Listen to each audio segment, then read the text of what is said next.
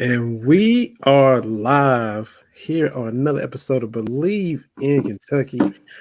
My name is Vinny Hardy. I got the QB1, Jalen Whitlow from the Cat's Paws. We got Aaron. I get 9 out of 9 on the Immaculate Grid every single day. Gershon. I spend way Are too much time on those. are you human, Aaron? Do you ever miss any? You get 9 for 9 every day? Come on, I've man. baseball. Yes, baseball. I'm undefeated. Basketball and football have been different stories, but yes, baseball. I'm undefeated. There are some days where like I've pulled some out of my ass. I'm not gonna lie, but I'm pretty good at them, and they're a lot of fun. It's something I look forward to every morning.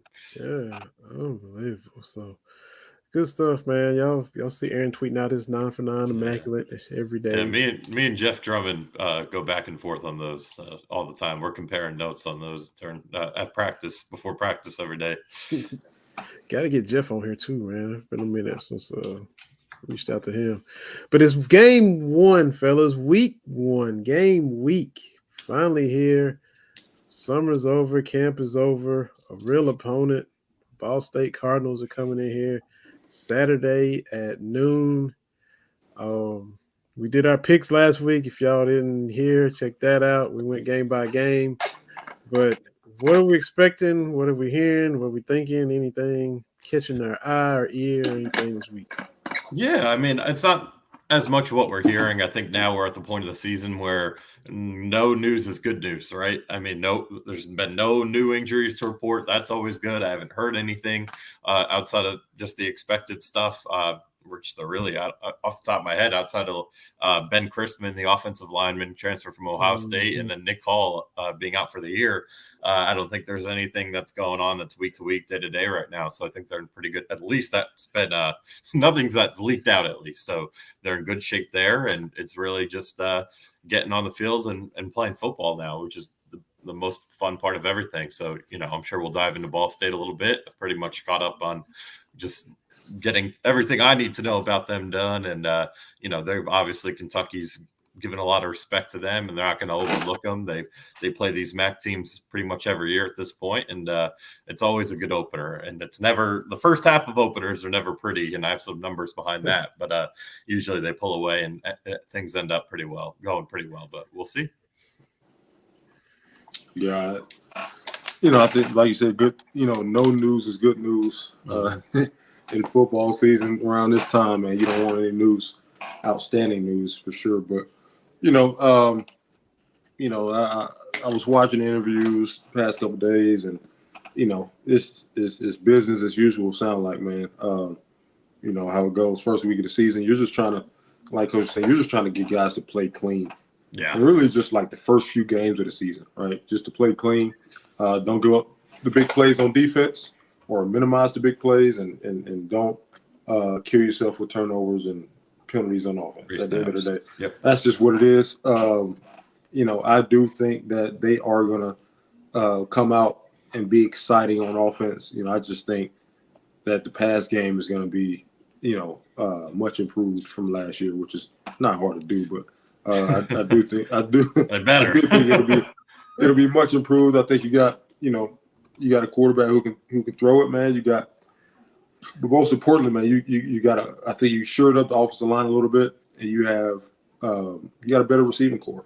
Guys a year older, more experienced. Added some pieces, got tight ends back, so it should be back.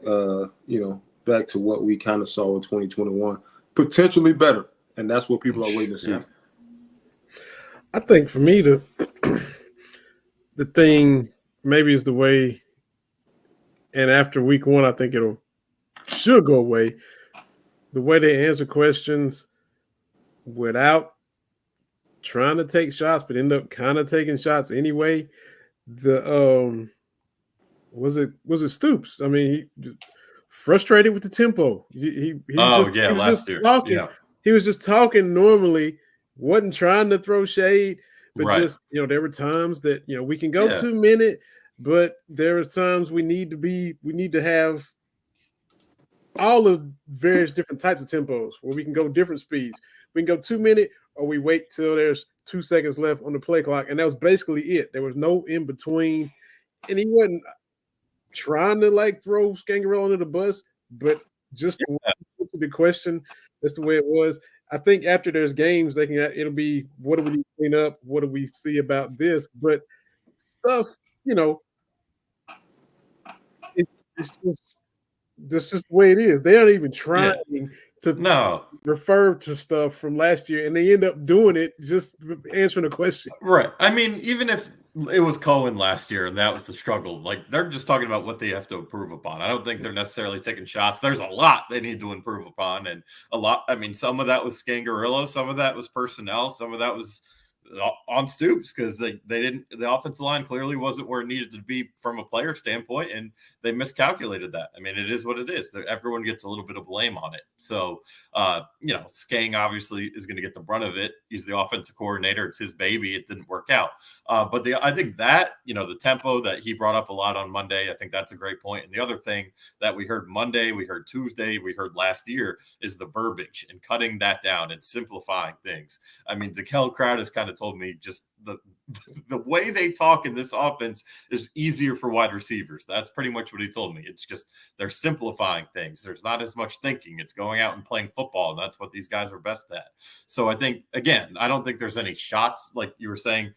It may come off that way, but I don't think I think they're just reflecting on last year and what needs to be cleaned up. And those are two really, really big things. And if they can, if the verbiage is better and they're able to understand it better, good for them. If they're able to play with some pace, that's great. And at the end of games, this clock, I don't think it's that big of a deal. It's cutting, I think, like 4 to 5, 6 plays a game. But at the end of the games, you still want to be who you are, and that's run the ball and kill the clock. But early in the game, moving with some tempo, giving the defense some other things to think about, I think that can only be a good thing. And I will say this, we're talking about tempo. Mark Stoops said it. I don't know if he said it on the radio show or he said it with us on Monday, but he said, we're not going to beat Tennessee or Ole Miss. So don't get that idea. But they're going to try to get some tempo going. Yeah, I remember hearing that, and I think I'm one of the biggest believers in the world in changing tempos. As a defense coordinator, there's nothing better than being predictable on kind of when you're going to snap the ball, especially if it's slow. Right? If you're going tempo and you're Tennessee speed all the time, that's harder on a D coordinator, but it's still a little bit easier than changing tempos. When you can go like warp speed, like one-word play calls, when you can huddle, break the huddle fast, get lined up and snap the ball, when you can just, play normal speed, or when you can break the huddle and play slow, or you can play slow and not huddle. So there's a lot of, variables with that, and there's a lot of ways to attack a defense, with changing tempos, and it's just a weapon on offense that I think I'm kind of shocked that more people don't use at the college level, to be honest with you, and at the NFL level. I'm shocked that more people don't use that because I do think you can cause defenses to have to communicate, and, when they got to communicate, communication breaks down, coverage is bust, assignments bust, and now you got guys running wide open. So, it's one of those things that y'all know me, what we talked about last year. I'm excited to see something with some speed. You know what I'm saying? Yeah. Some type of speed on offense.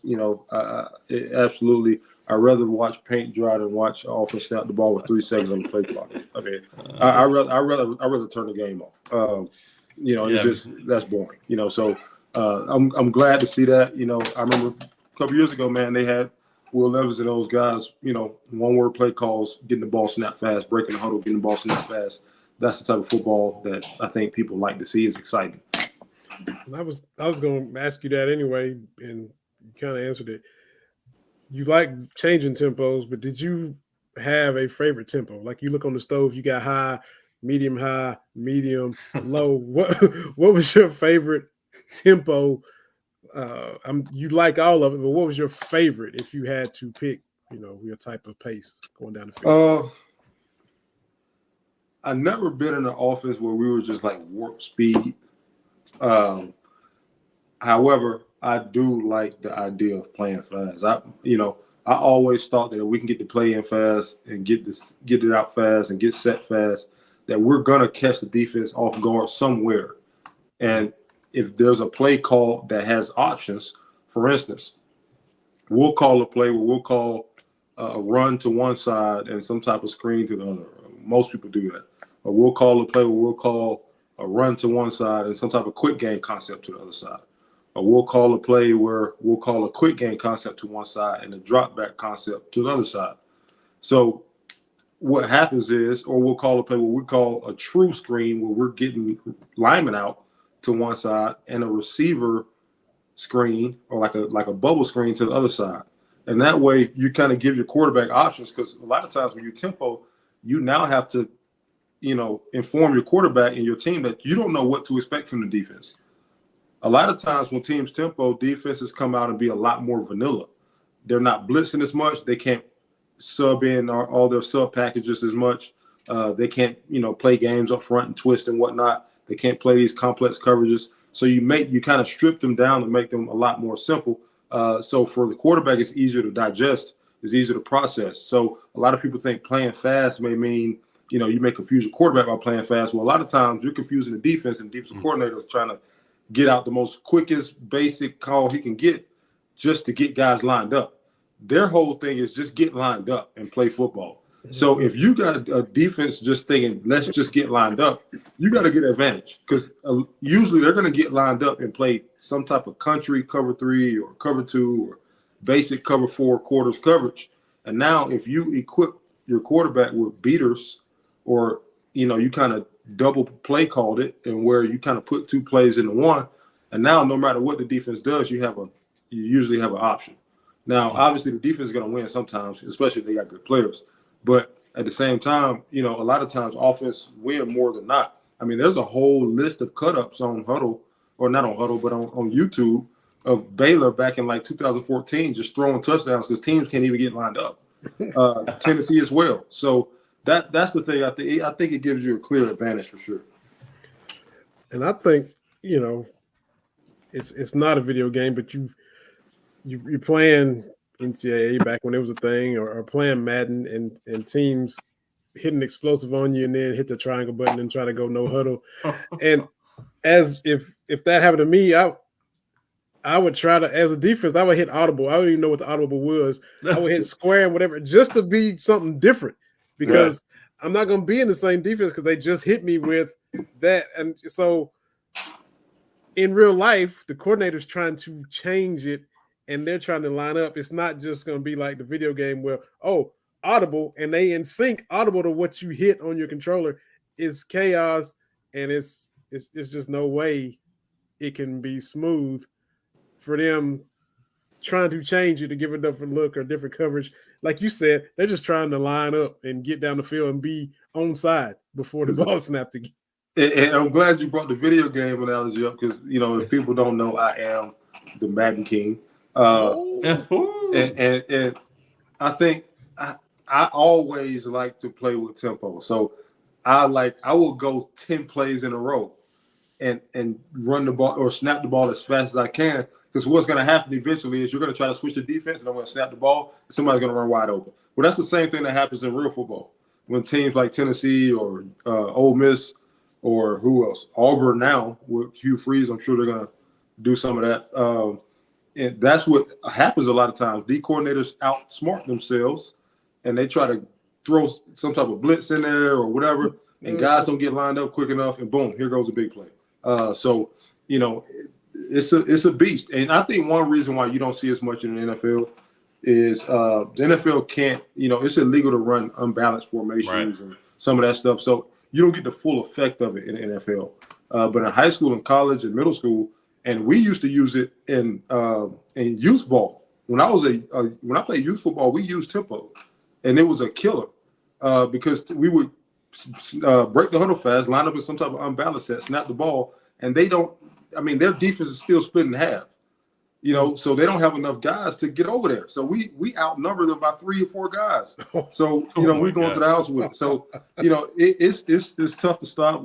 It's hard to get kids good at it. It's hard to build that habit of getting kids to play that fast. But when you do, it can be a huge weapon for you. Unbelievable. Man, jump in. AJ, I've been yakking. I know you. No, you're good. Yeah, I've not nothing to add on that. I think y'all hit it all, and I just think again, this is not going to be with Tennessee. I think what's so hard. It's not even. I agree. The predictability is not there, and that doesn't. That in hindsight should make it easier. Some of these teams just don't condition that way anymore. Like Tennessee, I can't imagine what those workouts are like, what those practices are like sometimes, and you just have to be in this condition that some teams just aren't in. I mean, Ole Miss, you see it the same way. I mean, I think last year it was a little bit different because they were more run heavy just because of the personnel they had. I mean, Jackson Dart was kind of just getting adjusted to the SEC. They had Quinshon Judkins. You had to feed them the rock. But I think, they'll still use Judkins plenty this year, but they're going to kind of get back to that crazy pace. But again, Kentucky's never going to be that. I don't think they should be. I think they just need to be right in between. They can't, like you said, Jalen, I can't tell you how miserable it was sitting through 13 of those games upstairs where the play clock's at 3 and you're like, oh, it's going to be 2nd and 15. Nope, they run a play up, it goes 2 yards. It's not fun football. It's not fun for the fans. It's not fun for us covering it. It leads to boring questions. It's brutal. So I think like we keep saying, we should see more 2021 Kentucky. I think you can make an argument it has the ceiling to be better. I think the 2021 offensive line is going to be hard to beat. Just not a knock on this year's offensive line, but Luke Fortner's not walking through that door. Darian Kennard, Darren Rosenthal. But from a playmaker standpoint, not just having one guy, having multiple in the running back room, having, I think Ray Davis is going to end up being. I don't want to say he's going to be a bell cow, but he's going to get a lot of people are like, oh, is it going to be running back by committee this year? No, Ray Davis is going to get the majority of the snaps. Demi Sumo is going to play, a role, whether that's, lining up in the slot, doing some funky things into the backfield. And then, Juton, McClain, Ramon Jefferson will mix in, but Ray's going to be the guy they play most. And then you got all this wide receiver and tight end talent. So you got to spread the ball around. You got to mix up the tempos and be unpredictable. And they have the personnel to do that. Yeah, I looked at that tight end depth chart, man. You can't keep him off. And, Kamari Anderson's a guy they want a redshirt. They don't want to burn a year. But if he forces his way on the field, you're not taking him off of it. And 2, there's always you got to keep guys happy. You got to keep them thinking there's a shot so they don't hit that portal. I think it's kind of similar to Jacoby Albert. If you guys remember that name, he was a 4-star prospect out of Alabama. I believe Fairfield, Alabama, and he ends up transferring after 1 year. He just never got on that depth chart outside of the bowl game, and I think he just wanted to see his name on that depth chart, know the reps were coming, and they never did. He ends up transferring, so there could be some of that strategy with putting Kamari on there. But man, they're 6 deep at tight end. They truly are, and it's going to be fascinating to watch how the snap shares and all that works out. No doubt.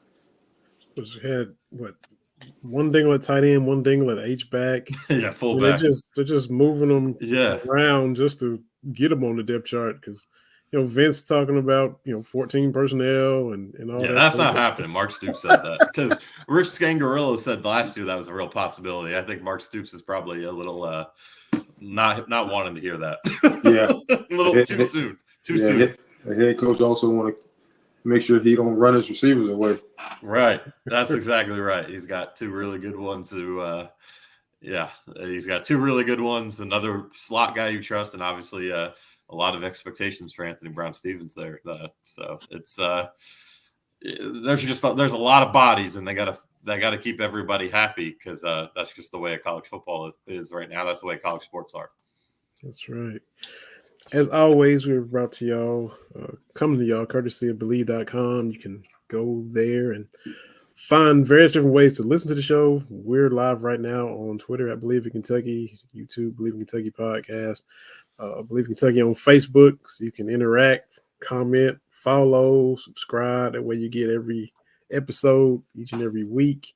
I See a Blue puts these episodes up on their site. So this live version that you're seeing now will be on their site. If you miss it, you can go to their site and get it. And so we appreciate Jason Markman, everybody putting this episodes up on See a Blue each and every week. Mentioned tempo and game 1 and all that kind of stuff. Jalen, man, what type of a player were you? Because you come up in here every week. You're all calm, cool, and collected. You got together in the locker room before the game. Now, you were the quarterback. Were you a, Beats by Dre in my own zone kind of guy? Were you running around? Were you screaming? Were you just kind of chill in your own thoughts? If y'all seen Spice Adams on Instagram where he would, reenact each type of locker room guy. What type of a locker room guy were you in those minutes leading up to time to hit the tunnel, time to get out on the field, all that? What kind of zone would you be in? Yeah, man. Just like most people, I was, headphones and listening to music, kind of leading up to, we used to go out for just kind of throw arounds. We just throw the football around the receivers early. So up until that point, I was pretty much listening to music and whatnot. But honestly, a lot of times, once I got off the bus to go into the locker room, depending on how I felt, I kind of put my music away. I put my phone away, and it was just kind of all business from there. I wasn't really a music guy up until kickoff. I know a lot of guys are. We warm up, throw around, they come back in. They still got the music. Some guys are during throw around, they still have the headphones on. Then some guys, after the long warm up with everybody in full pads, they'll come back in, throw the music back on, and come out. So you got some guys that way. You got some guys who, like me, who don't do music at all once we get in the locker room. You got some guys who rather listen to the music that's blasting on the speakers in the locker room. Man, you got some guys who read before a game. Some guys reading the Bible, they're reading other books. So you got a whole bunch of stuff, man. But I just, once we got off the bus to go into the stadium, I was pretty much locked in from there until after the game, man. I don't have to have music. I even work out every now and then without music. So, and I know that's weird to a lot of people, but if I'm not, I'm more of a podcast person now than music. But back then I'll get my tunes going on the bus. But once we walk in the locker room, it's time to go. So what would you listen to? What type of music do you like, AG? What type of music guy were you, Jalen? What's y'all's go-to if you just want to get hyped, whether you're an athlete or not? What do you do? I was never an athlete. I was a scrub baseball player, but no, I'm more of a podcast guy now too. Nowadays, to be honest with you, I'm all in on sports podcasts. I listen to tons of different ones. I like music occasionally. I'm more old school with rock and stuff like that, and do like country. Obviously, living in Kentucky, that's kind of a must. But that's about it. I'm not a huge. If it's a long road trip type thing, maybe. But I'm a pretty big podcast, sports radio guy. That's kind of, I guess, my business already, and I just can't keep away from it. I'm addicted to it. That's where you live, huh? Pretty much, yeah. It's serious. If it's not a podcast, I've got usually one of the serious either NFL, MLB stations going. Sometimes a college sports station with some of the shows on there. So there's always sports to be talked about. That's true. And I'm like, I can listen to. This might sound weird. It can be like a smooth jazz. It could be like a chill R&B song, and I can get hyped to that, or I can get chill to that, if that makes any sense. No, yeah. Like if you got smooth jazz or some kind of just chill, mellow R&B track, and imagine highlights to it. Like put Barry Sanders highlights to any kind of music. Put Barry Sanders highlights to chill music. Yeah, you can be fired up watching that. Yeah. So I might be weird like that. It might not make sense. It doesn't have to just be intense. Huge heavy beats to be fired up. I can be chill or hype to chill kind of music, if that makes any sense at all. Yeah, no, I'll go back and watch the old, Giants Super Bowls, or at least the highlights from those games, 2009 World Series of the Yankees and stuff, and they can put any music they want in the background of like those montages. It'll get me. It's more, I'm more of a watch, to get pumped up for anything. It's more watching it or hearing it, or not even I don't know. I'm a visual guy. That's what I'm trying to say. So did that make sense though, Jalen? No doubt. I know people who they only listen to R&B before a game. Yeah. And they play linebacker. Yeah. You know what I'm saying?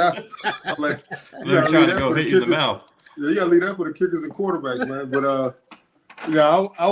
I was a guy who before a game, to be honest with you, I was on some, Pastor Troy, Lil Jon, Gucci. But also I can also listen to, some kind of, Drake or, something that's a little bit more mellow or whatever. But typically I had to hear something crunk, to get me going. That's just who I always been that way. Good, even since I was a kid, I had to get back when I was a kid. Everybody was on the Lil Jon train, and it was all the crunk music and whatnot. So that's what they used to play for us at the stadium. But I had to get that going, man, just to get it going. Now once the game is going. Obviously, there's no music, but if they did play some music in the stadium, I would need it to be like kind of chill. I don't need to get even more hype during the game. I mean, that's when you start overthrowing stuff. And, you know what I'm saying? You're going too much. So I've had those games before. Trust me, where you're just too hyped, where the ball just coming out of your hand, with too much juice. So everybody's different, man. Everybody's different, and everybody got their own thing. I always thought it was unique for the people who can listen to R&B and get crunk. Yeah. Like, how do you get hype off of that? Like, I don't. I always thought that was very, very unique. I think that's interesting to me. Yeah. I'm glad we hit on that, man, because those guys in that locker room come Saturday, it's going to be everything you laid out. It's going to be some of everything, and everything. Here we are. And I wish you guys can, I'm sure y'all know, but I wish you guys can like go in there and kind of just look around and you could do a whole study on that. That's a case study, man. It's just what guys do to get themselves going. Like there's literally guys in there reading. Some guys like read books and read a Bible before they go out on the field and play, man. I whatever floats your boat. Mm-hmm. So one thing too happened. We talked about it before we started recording, and Jalen, you experienced it a lot too. But Cole Lanter was a walk-on, and now he was able to put the clip out, be put on scholarship, and you talked about how enjoyable that is, and you got Aaron, you was witness it as well. So congratulations to him. No doubt. To finally see his hard work pay off. Jalen was going into some of the differences that we didn't realize. I just thought, hey, you do the same thing as a team, but you just pay your own way. And there's a lot more to it than that. That's what, like we were talking about before we started. Yeah, it is, or it was, I should say. I don't know how it is now, but it was. It used to be like some stuff. I was like, man, that's bad. Like, and players used to feel for, and they used to, get around it. But it was like, come on, man. Like they can't, just because they're walking on, they can't do this with the team, or they can't do that, or they got to pay their own way. It's just like, come on, man. Like, what are we doing? Like, these schools and the NCAA got enough money to where walk-ons can at least eat with the team for free without having to worry about sanctions and rules. And, come on, man. Like, I never understood that. I never will understand it. So, yeah, there was, and I'm sure there's stuff that I don't know that they walk-ons had to go through, and it's not that you're a walk-on. It's the fact that you're a walk-on amongst 100 scholarship guys or whatever, number 80 scholarship guys. And, and it's just like you're being singled out almost sometimes. And like I said, at least back then with some stuff. And I always, because I had a couple good friends that were my boys that I hung out with that were walk-ons. And it was just like, man, and they probably had the money to pay for whatever. But at the same time, as a team, why do you even have to go through that? Why do you have to, Ridiculous. divide that? So, but it's always a good thing to see those guys, get recognized and get what they deserve. The guys that put in the work, and at the end of the day, you got to have talent to get that scholarship. But it's hard to do it. There's a lot of work being put in. I also seen a walk on when I was at Eastern, end up becoming our number one. Actually, he was number one in a conference at some point in tackles, and he was a walk-on guy. So I've seen it happen where those guys are really, really, really good. If you're on Kentucky's football team, you can play football. So it's just levels to playing at that level. So but shout out to him, man. That's exciting, I'm sure. Yeah, absolutely. Ball State. We got some NIU guys that are familiar with them. Got some Illinois transfers that know them well. So, what should we expect from these Cardinals? We start the season with Cardinals, end the season with Cardinals. So what we expect from the Ball State Cardinals? Yeah, I can give you a pretty good rundown here. I'd say first things first with the coaching staff. Mike New is an NFL guy. I mean, he has an NFL background similar to Liam Cohen. I'm losing track on exactly where he was in the NFL, what team he was at, but he's an offensive guy. He calls the shots offensively. He's the play caller. And, they do a lot of stuff that honestly is similar to Kentucky, a lot of 12 personnel. They like to run the ball. Last year they had Carson Steele, who, if you remember, was the best. I think he might have led the country in rushing. Maybe it was 1,575, but he transfers to UCLA. They lose him, but they were able to go get the leading rusher in the MAC last year outside of Steele from Kent State, Marcus Cooper. He ran for 1,331. So he was the other first-team MAC running back. He transfers in. So, they're going to want to run the ball. By the way, New was with he was with the Saints. He was the quarterback's coach for a season with Drew Brees. So there you go. Pretty good guy to be around. I think offensively, the things that are similar with Kentucky and Ball State outside of the scheme stuff is their quarterback, Lane Hatcher. He's not as talented as Devin Leary, but he's been around the block as long as Devin Leary. He actually starts his college career at Alabama. Redshirts in 2018, was a 3-star prospect, didn't end up playing there, transfers to Arkansas State. He's the starter there for 3 years. In 2020, at a year, they played a full season in that conference. I believe they're in the Sun Belt. 2,058 yards, 19 touchdowns on just 2 picks. But then in 21, he has 19 touchdowns, 13 picks. So you see the interception number go up. Last year, he was at Texas State. He was a starter down there.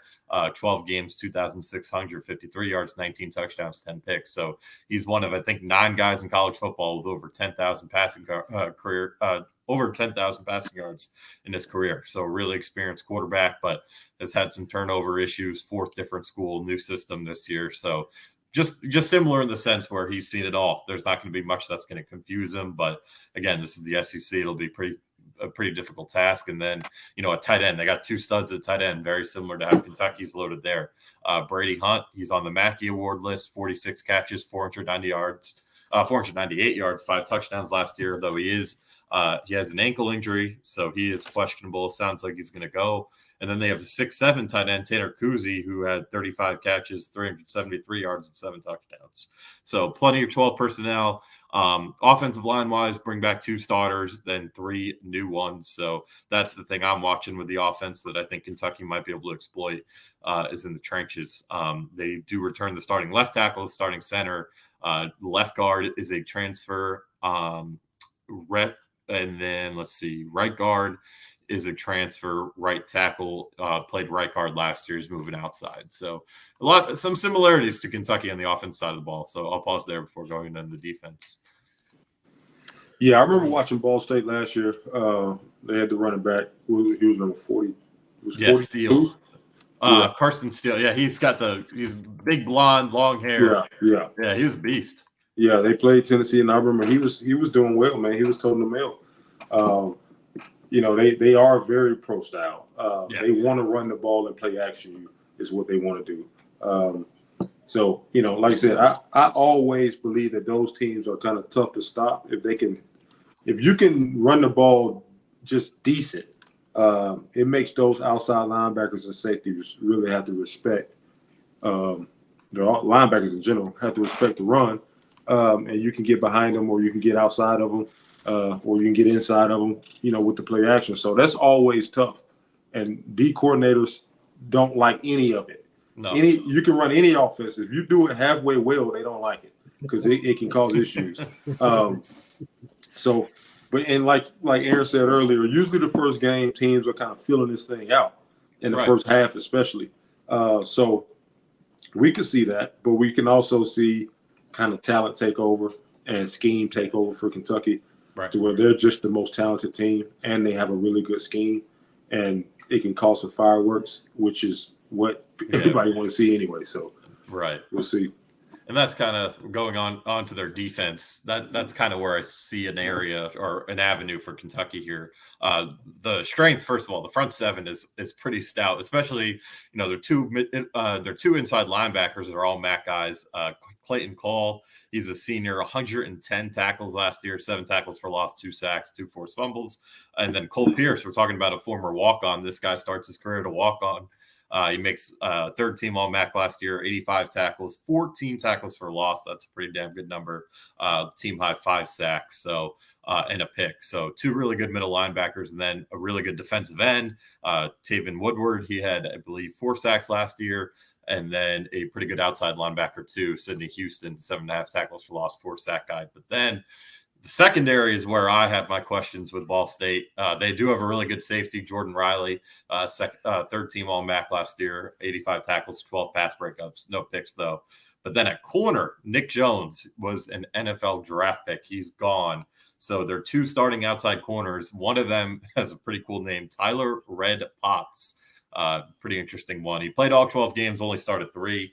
And then their other outside corner is named another interesting name, Damian Charity, which is not a great name for a DB. I don't think the last name at least.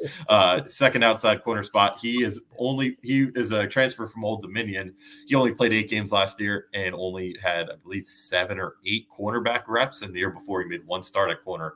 He's mostly been a special teamer. So outside of Jordan Riley in the secondary, they're a little weak. And then their other starting safety, and should have mentioned they play a 3-4-4, so that's their front. But in the back end, the other safety spot, Lauren Strickland, is a D2 transfer from the University of Indianapolis.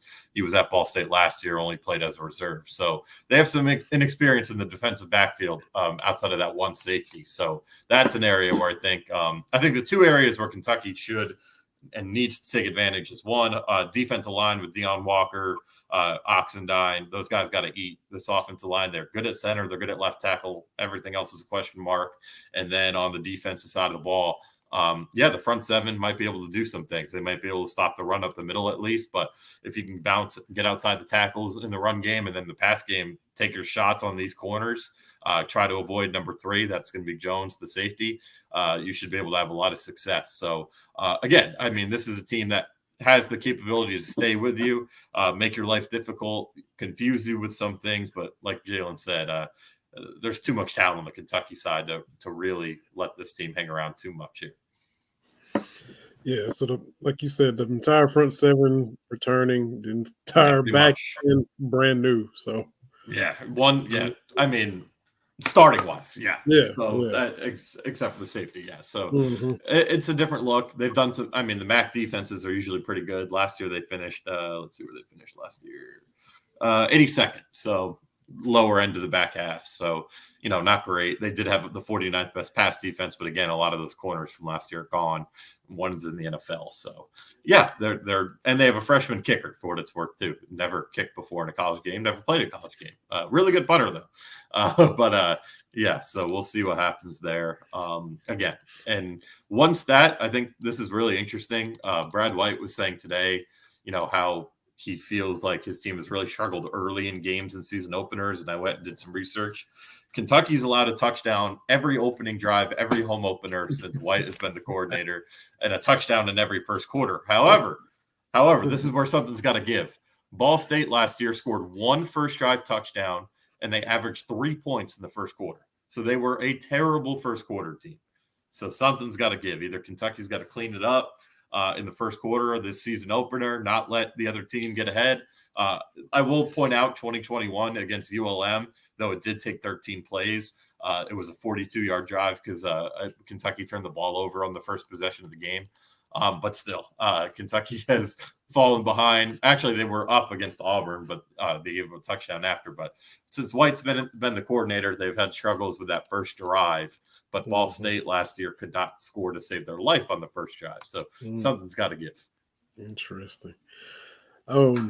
So going back to, we mentioned Ray Davis. Do y'all predict 1,000-yard season for him? He was one of 4 to get 1,000 last year.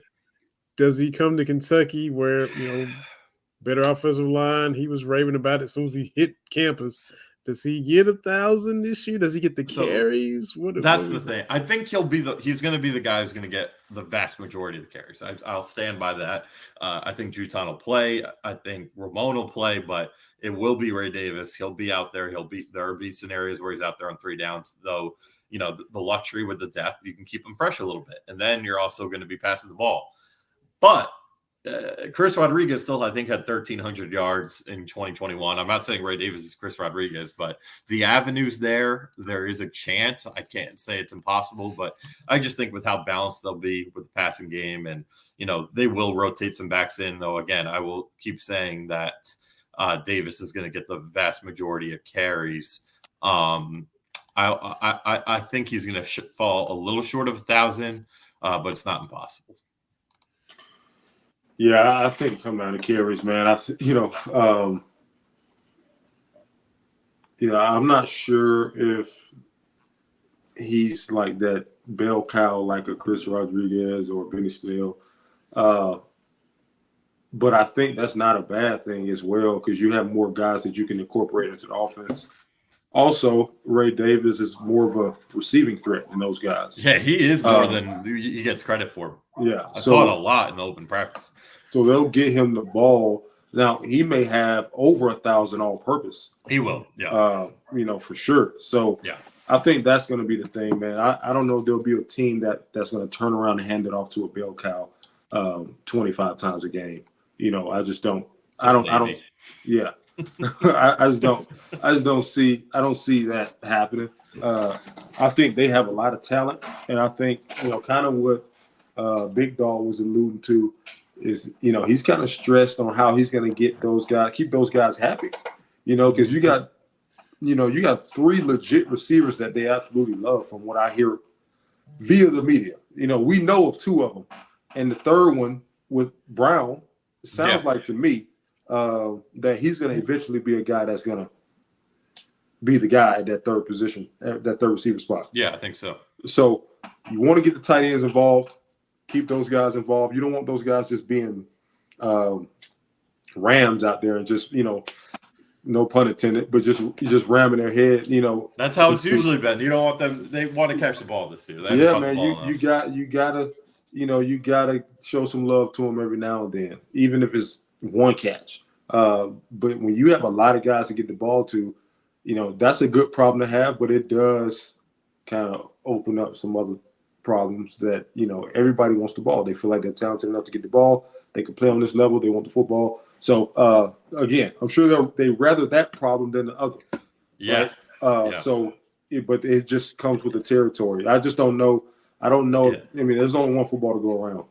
Right. And they're going to the thing that's hard is too, I guess now with how the transfer portal is and keeping guys, you're going to have to account for some of the guys no matter what you do for them, they're going to leave. Right. And you look at what they're doing in the recruiting cycle. Willie Rodriguez is one of the better high regarded tight ends in the country. He's coming in next year. Yeah. So you figure you're going to lose Bates. That's a given with his, this is his 6th year. Cummings, if he has a big year, he's a senior, he would go. But, you'll still have Dingle coming back. You still have Caddis coming back. You're going to be adding, like I just said, Willie. You're going to have Kamar Anderson. So it's a tough one, man. And then next year at wide receiver, Dane and Barryon got another year. They're not going anywhere. Anthony Brown's coming back. You lose Tavion. That's the only given in there. So, yeah, you got to keep guys happy. But at some point, it's going to come down to who are your best guys? As much as highly as we talk about all these guys, there's going to be separation. That's kind of, I think last year at tight end, and some of it was injury, but Caddis and Dingle clearly separated themselves, and those were the two guys that played. So we'll see. We'll see. But it would be a good thing if there isn't much separation, because that would mean this team's loaded, and if there's injuries, they're not going to skip a beat, and that's what you build for. Absolutely. Now, Deon Walker, you see him, is listed on the depth chart as 348. Is that generous? Is that accurate? Man, I don't know. He's just huge. I don't know. But 348 sounds about right. And yeah, I know he's like repurposed some of that weight. He's trying to get a little quicker, which makes him that just even more dangerous. And just you think about just the defensive tackle, the rise of that position in the NFL just the last couple of years. Look at what Quentin Williams has done with the Jets, Dexter Lawrence with the Giants, Chris Jones, Kansas City. I mean, that position has become a premium spot in the NFL. And I think that Deon Walker playing at this level, he does it this year. He takes a step up this year. He takes another step up next year. We're talking first-round pick, top 15. Like, that is the ceiling for that kid, in my opinion. Mark Stoops has said, he very rarely says this guy can be an All-American. He said it about Deon Walker. Every time he's asked about him, he's like, you just got to be Deon. Like, he's a guy where we saw the whole thing. I think we talked about it last week where they pulled him off the field so they can run some offense. Like, he's just a different cat. They haven't had a player like him, I don't know, ever, like a defensive tackle ever. I mean, yeah, they've had some elite edge rushers like Josh Allen, Bud Dupree, who Jalen played with, but like DT? Dwayne Robertson, early 2000s, went top 5 in drafts. Okay, there, yeah, that's right. He didn't have as far as talent around him. It was lean years. Yeah, I think he went to the Jets, but didn't have a long career. But and it was that was back when we're seeing the depth at all positions now, and wow. But him, and we're like, whoa. And this dude, he went top 5. You're proud of him, but it was still the team like, success wasn't there. Nothing against Damon Davis, one of the favorite guys I've covered. But like when he went in the first round, or when he became, we were kind of like, whoa, like how did that happen? But yeah, but Deon, like this dude is just someone that definitely Mark Stoops hasn't had before. These are the dudes that are usually at Alabama, that are usually at Georgia. That's why, with this transfer portal, you hold your breath that like a bag doesn't come through that he can't refuse type thing. But he seems really loyal. He loves Kentucky. And, man, you just got to keep that guy healthy. And he opens up a lot. That's why you need a big year from the Oxendines, the Ripkas, Josiah Hayes. You got to have some help. The guys behind him, J.J. Weaver, Keaton Wade, Afari. Like, they need other guys to step up because teams are going to double Deon every week. Mark Stoops said they might triple him sometimes. So that's a great thing because it's going to leave guys open, but you got to go out there and execute. But, yeah, Deon Walker, I can't wait to see what jump he makes. Or I don't know how – like, he was so dominant last year. It's just going to be fun to see him grow. If he really can take a step like that's going to be really fun to watch. Mm-hmm. So, score predictions for Saturday, what y'all got? Go ahead, Jay. Man, score prediction for Saturday. Hey, I can't lie, man. That's tough. It's tough. You haven't seen them yet, right? I'll throw this out there.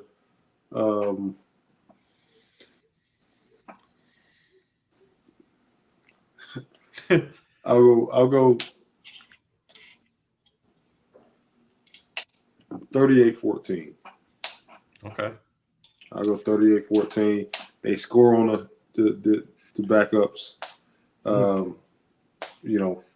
They may score one on the starters, but they score the second one on the backups. Our backups get in and, maybe get a field goal or something. But, 38-14. I'm in that ballpark. I think they're going to crack 40. I think they're going to do it. I think that they're out to prove something. I think that, last year they scored 37 in the opener, but they did have one drive start, I believe, at the 2-yard line. They had a kick return. I think there's just something to prove, man. And I just told you where I think you could exploit some things with Ball State's defense. And I think that plays to Kentucky's strengths, which is fun to say for once, where it's in the passing game where the strengths are. But, I think Dane Key, Barryon Brown, Anthony Brown, Tavion Robinson, they can win matchups in this game. They could have their way. And with a guy who's accurate and a guy who's not going to miss, and a guy who's not going to miss an opportunity to take those shots, he's going to take what he can get. And Devin Leary, I think that makes it dangerous. And I think we see Kentucky put up 42. I think defensively, at Ball State, I wouldn't be surprised if they score in the first drive of the game. That just seems to be how it always goes. Maybe late in the game, they add to their, they have a really exciting freshman quarterback that really, he almost came and stole the job from Hatcher, a guy who's really, really established in the college game. So maybe he comes in at the end and puts them on the board a little bit. So I'll go 42-21 in favor of Kentucky. I'm with you on the 21-point win. I'm gonna say 30-9. I don't know. It's just gonna 3 field goals. Yeah, or a missed extra point or something. They get one touchdown and mix. Safety. Freshman or touchdown and miss. What did I say? Touchdown, missed extra point, and then you get your field goal. Yeah, okay, that works. Yeah, and so you mentioned the experience. Freshman kicker. Yeah, and he gets it blocked or he shanks it or something. There you go. And that's how I get the 9. That's where we don't have to sweat it out. Maybe they don't light up the scoreboard as much as they hope, and defensively they just kind of smother them like we kind of expect them to do pretty much every year under Brad White.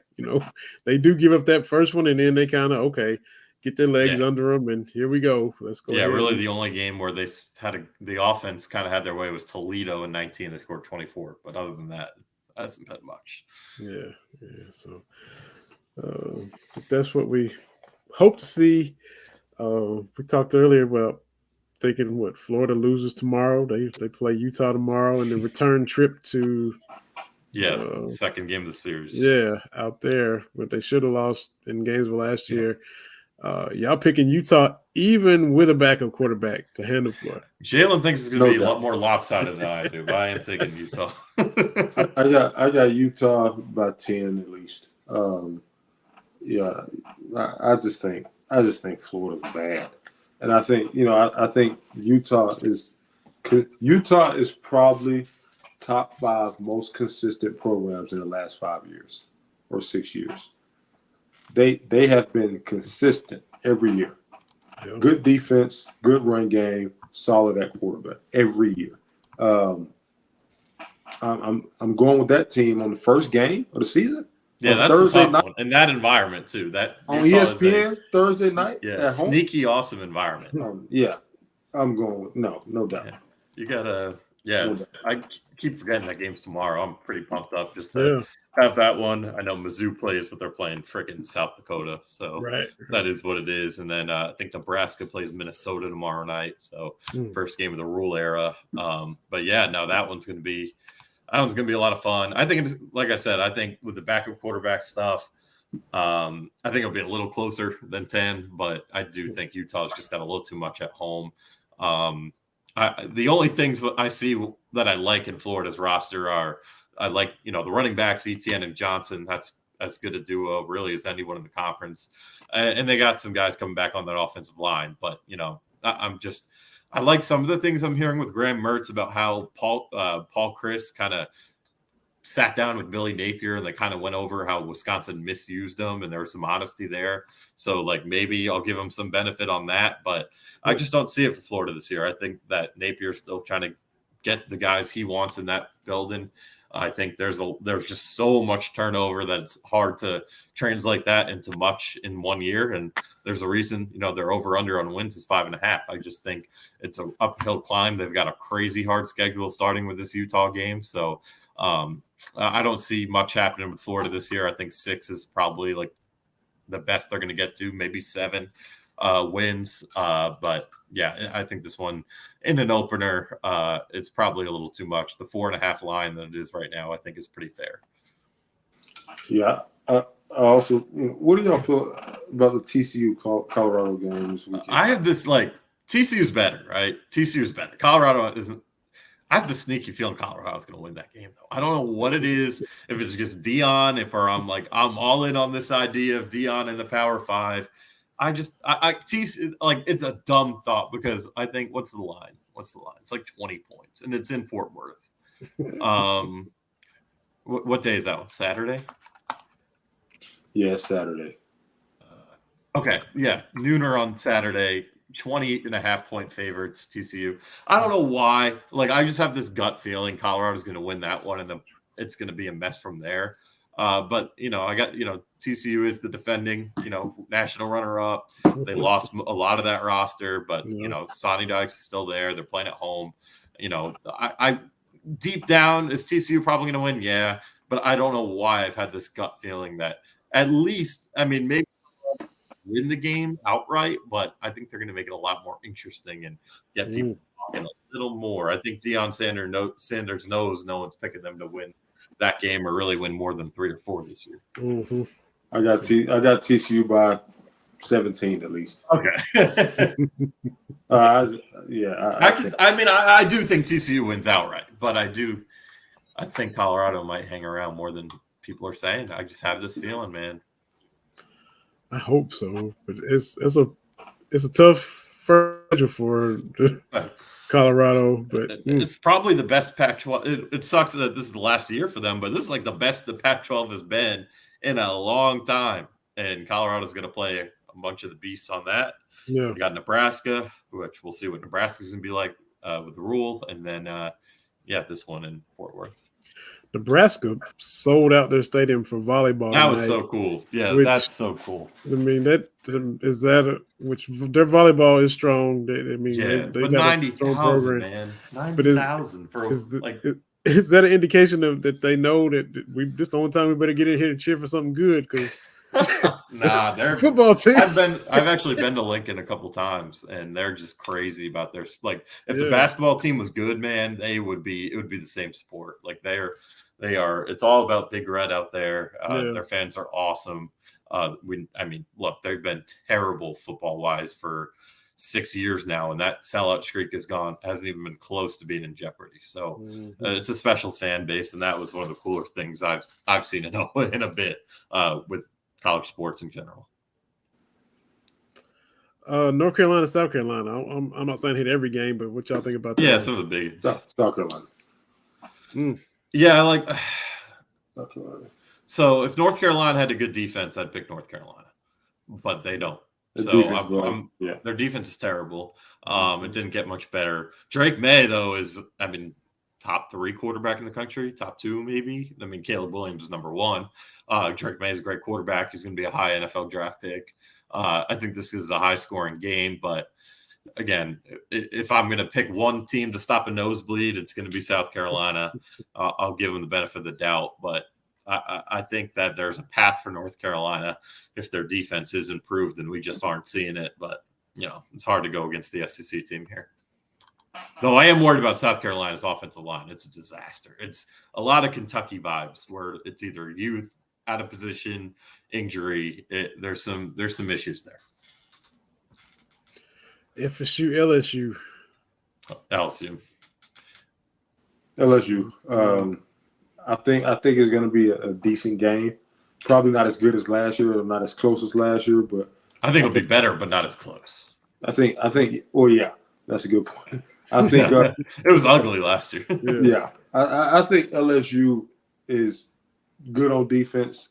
What's his name? Perkins. Is dog. But I do think LSU is going to be really good on offense. Me too. I think the quarterback, the receiver, they're too deep at quarterback. Yeah. Arguably some people may even say they may be better at backup. But I do think they are going to be pretty good. They clicking on all facets, man, on all cylinders because they can throw it, they can run it. They got solid running backs. They got a good O-line, solid receiver, good quarterback. They're always extremely talented at LSU. So, good coach. They're going to be hard to beat. I wouldn't be shocked if they're in the SEC championship game. They could. Did it last year when nobody expected them to. And he said in media day he's not where he wants to be depth-wise and talent-wise as far as Georgia level, but they're close. Could they? They already did it last year. They could again. I still think Alabama gets in there and edges them out. But it can't shock us if LSU wins the West. I mean, it shocked me last year, but it can't shock us this year if they go back to back. Yeah. It wouldn't. Yeah, it wouldn't shock me at all. Mhm. I mean, I do think Bama will probably get them at home this year. But it wouldn't shock me if LSU beat them, man. I think the guy's a good coach, and I think he has good players. He has better players. I mean, the dude made the playoffs at Notre Dame, made the national championship game at Notre Dame. He did at Cincinnati, I think. Yeah, I mean, he's a good coach, and now he has access to,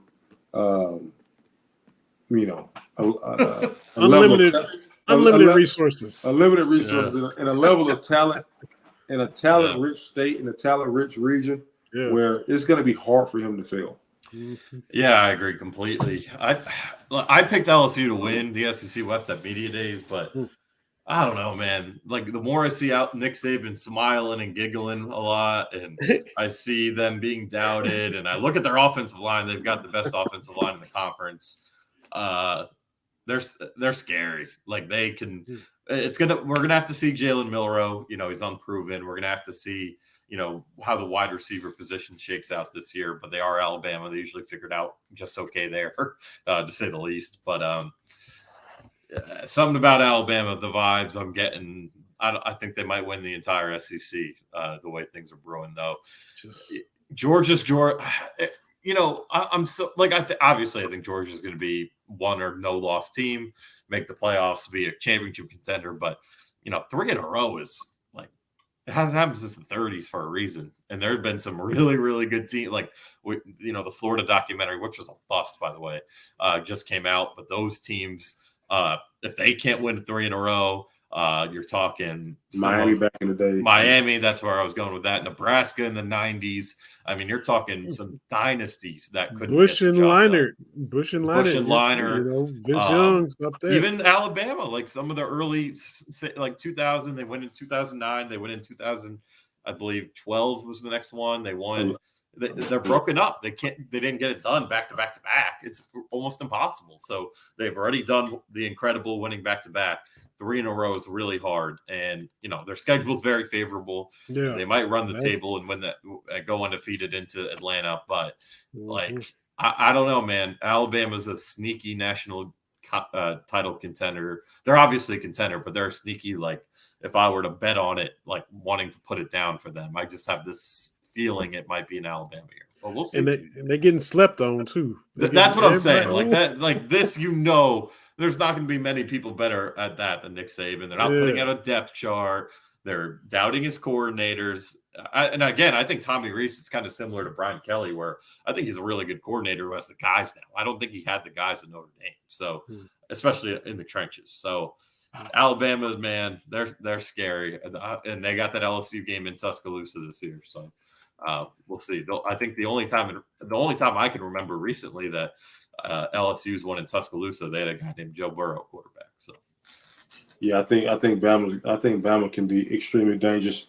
The way their offense is set up, they could potentially have a quarterback who can run it, the best O-line in the conference, a good receiving core as always, good running back as always, and now they have an offensive coordinator who's going to actually be diverse in the run game. So the run play action game with a quarterback like Milroe is going to be good luck.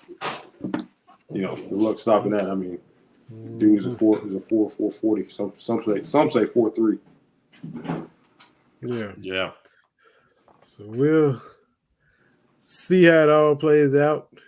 We actually got stuff to watch starting tomorrow. I mean, week 0 with the appetite, but now it's really here. We'll see. Yeah, man, it's exciting. Tomorrow night, talking about a game this week. It's fun, man.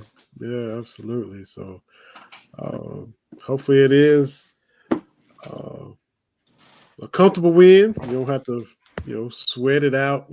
Like you said, talent prevails, and keep guys healthy. That's the other thing. And one thing I want to get in really, the biggest thing about running away and making it comfortable, it isn't even just for the fans, and that's a bonus. But last year, one thing that really stunk is they never pulled away enough to get the backups run. And they didn't get guys reps, which could make guys unhappy and hit that portal. It could slow their development a little bit. They got to get to a point where the fourth quarter, at least most of the fourth quarter, hell, it would be great if it was late in the third quarter, but being reasonable, the fourth quarter, you can get Kaya in there. You can get Wilcox, the running back, Kamari Anderson, the tight end, some of the young guys on defense. You got to get these guys run, get them some experience, because next year, quarterback especially, I mean, we'll see if Cutter Bully is really going to start as a true freshman, but there are going to be positions up for grabs where you want to have some guys to have some bullets under their belt.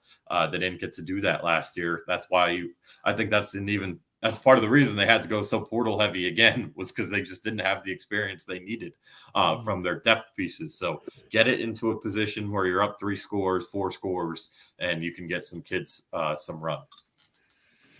Makes sense. Let's hope that's how it ends up happening Saturday. All these non-conference games to start the season.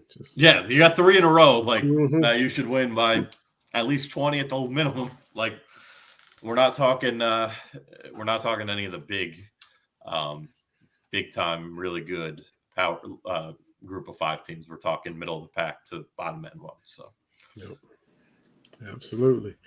So, fellas, we'll be back next week to do this all again. Real quick too is on the basketball side. Is Big Z gonna be eligible? Is there are questions with it? I've been so heads down. Was he enrolled yet? Is he in the student directory? Somebody said, I don't. Yeah, I know he's on the roster. Okay, and then Cal welcomed him or whatever. So there's a little bit of stuff, but we'll get it. I'll have to do some research. I've been so head down with football. I have no clue. Hey, no problem. And check Aaron out at thecatspaws.com. They said at the beginning, but all his content there. Zaylen Whitlow is a coach and an author. Y'all check him out there and trains young up-and-coming high school players and prospects. So these guys doing big things. Be back next Wednesday. Hopefully talking 1-0, EKU, CJ Conrad, Walt Wells, and all them coming to town for a little reunion next week for the second game. But got to handle Ball State first. We'll talk about all that next week on another episode of Believe in Kentucky. Everybody stay safe. Enjoy the games. Season is here. We'll see y'all next week.